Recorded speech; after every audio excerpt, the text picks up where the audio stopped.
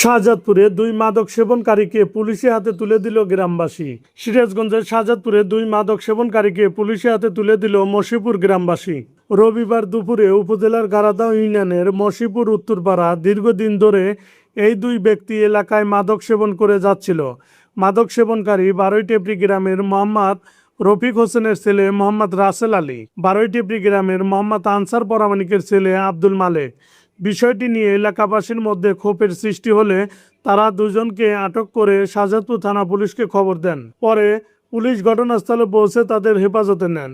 এ ঘটনায় আলহাজ এইচ.এস. সরওয়ার্দী পুলিশকে জানায়, এলাকায় মাদক বিরোধী অভিযান আরও জোরদারের দাবি ও মাদকের বয়াল থাপা থেকে তরুণ সমাজকে রক্ষা করতে প্রশাসন ও জনসাধারণের সম্মিলিত উদ্যোগ প্রয়োজন।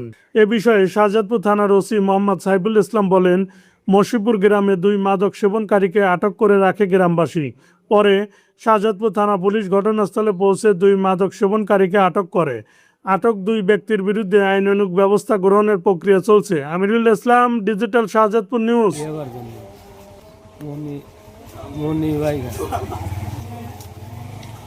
এই আসা যাওয়া নাই আমার জন্য অনেক আগে দিতে, আমি কিন্তু এখন মাঝখানে আইছিলাম না, ঢাকাতে ছিলাম, এই কারণে মাঝখানে আইছিলে। আজকে আইছিলাম, ঢাকা থেকে আইছি, আসার পরে তো অন্যজনের কাছে নাম্বারটা ব্যবস্থা করলে ফোন দিয়েছি। সে কি বললো? দুটো জিনিস দিয়েছি।